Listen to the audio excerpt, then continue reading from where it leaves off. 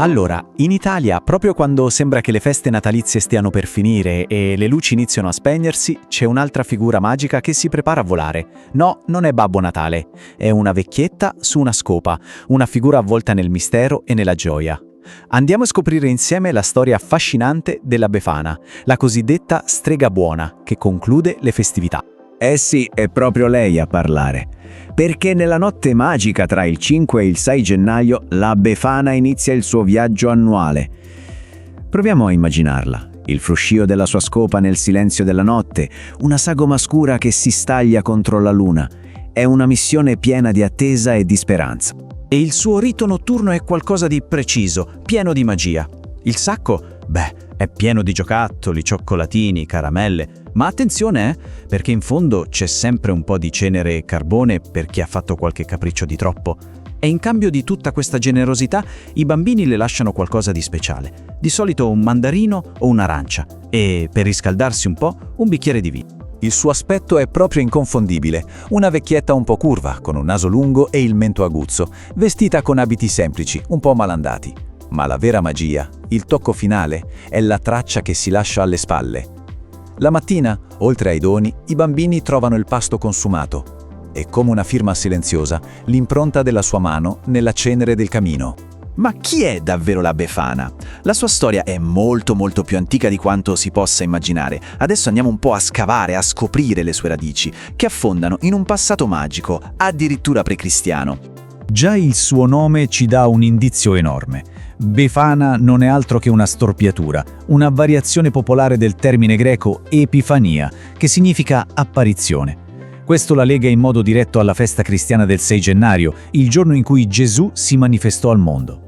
E infatti, prima ancora di essere legata al Natale, la Befana rappresentava proprio l'anno vecchio che se ne andava. Il suo volo era un simbolo del tempo che passa e i suoi doni non erano semplici regali, ma veri e propri presagi di fortuna e prosperità per il nuovo anno. Insomma, una figura legata ai cicli della natura, che spazzava via il vecchio per fare spazio al nuovo. Ed è qui che le cose si fanno interessanti, perché questa sua identità antichissima si è poi fusa in un modo straordinario con una delle storie più famose del cristianesimo. Un incontro che, di fatto, ha cambiato il suo destino per sempre. La domanda sorge spontanea, no? Com'è possibile che questa personificazione del tempo sia diventata la protagonista di una leggenda legata ai Re Magi e alla nascita di Gesù? La risposta sta in un racconto davvero toccante, che ci mostra come le tradizioni sappiano adattarsi e trovare significati sempre nuovi. Cerchiamo di visualizzare la scena. Una notte freddissima, stellata. 3 figure maestose, i Re Magi, che si sono persi mentre seguivano la stella cometa. E a chi bussano? Proprio alla porta di una vecchietta, la nostra Befana, per chiederle indicazioni, per sapere come arrivare a quella capanna dove è nato il Re dei Re. Ecco, questo è il punto di svolta della storia. I magi la invitano a unirsi a loro, le dicono «Vieni con noi, porta anche tu i tuoi doni al bambino». Ma lei, magari troppo presa dalle sue faccende di casa, rifiuta.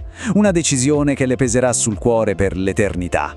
Appena i magi se ne vanno, la assale il rimpianto. Prepara subito un cesto pieno di dolci e si mette in viaggio per raggiungerli, ma è troppo tardi, non li trova più. E da quella notte non ha mai smesso di cercare. Vola di casa in casa, lasciando un dono a ogni bambino, con la speranza nel cuore che uno di loro sia proprio quel bambino che lei non ha mai potuto incontrare.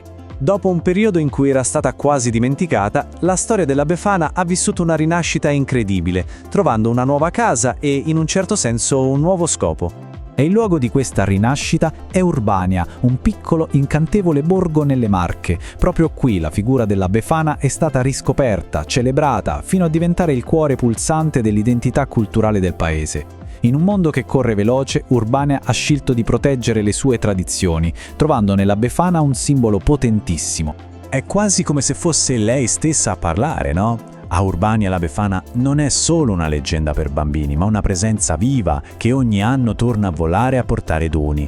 È la dimostrazione perfetta di come una comunità possa ridare vita a una storia antichissima, riscoprendone l'essenza, quell'incredibile mix tra pagano e cristiano. Quindi, alla fine, chi è la Befana? È una figura complessa, piena di strati. È l'eco di tradizioni antichissime, un simbolo del ciclo della vita, una protagonista del nostro folklore, l'orgoglio di un'intera comunità e soprattutto è colei che porta gioia, doni e la speranza di un nuovo inizio. E così la storia della Befana, che sopravvive e si adatta da secoli, ci lascia con una domanda importante. Ci fa vedere come le tradizioni non siano solo racconti del passato, ma dei ponti viventi che collegano le nostre radici a ciò che siamo oggi e che continuano a portare un po' di magia nel nostro mondo.